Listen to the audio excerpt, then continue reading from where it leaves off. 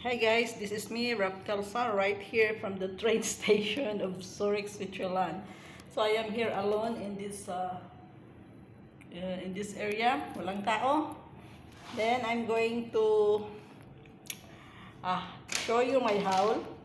Nakabili ako dito sa Zebra. This Zebra is a garments shop from Zürich. So I will show you guys the items that I bought. This one, look at here. This is the t-shirt that I buy. Look here. Look at the design. It's heart shape. This is good for the summer. And I have another one. Look here.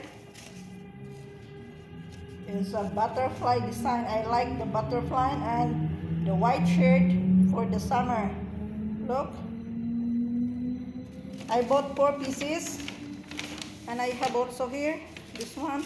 This lavender. It's a 3/4. It's a 3/4 shirt. Look at here. So this one.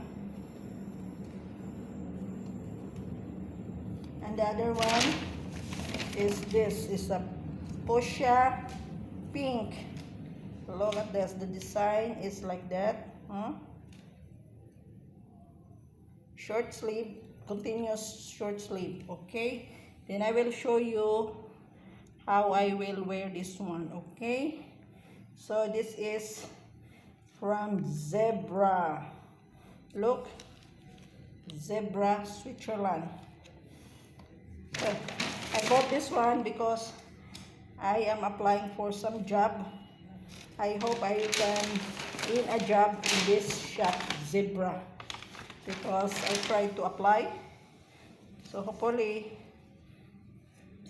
makapasok ako ng trabaho. So maybe it's a blessing. I come to the shop and I buy this garments. Then I tried to ask the sales lady if they are looking for a sales lady also. And she said, yeah, they are in need of a sales lady right now. So they told me to apply online. So hopefully God will permit that I can win the job in this garments shop. So this morning, I came down here in the Zürich city just to look for a job because I really need a job this time. So, I go walk in. Nagtatanong-tanong lang ako. So, that is why I find it. So, hopefully, I can in. So, pray for me na makapasok ako ng work dito.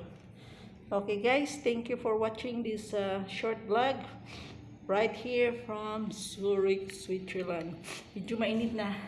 This morning, I have 3 clothes. You know, I have undershirt, yung sleeveless, sando. Tapos ito pa yung t-shirt. Plus this one. And I have also another sweatshirt because early morning when I take the bus, it's very cold. So, I need to travel early. That is why at 6 o'clock, I go out from the house and I rush here in the train station and I started my walk-in application from here, from the train station. I go down from the basement and I exit there on another side and I walk in there in the city center. So mostly there are some job vacancies in the hotels and restaurants. So hopefully I can in any of the jobs I'm going to apply now. Okay. So this is me right here from Zürich.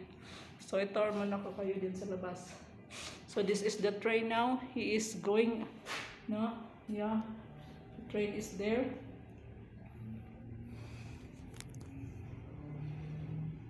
So thank you for watching this vlog and stay tuned, stay connected for more videos to watch Rafthelsa exploring Zurich City in Switzerland. Take care. Bye-bye.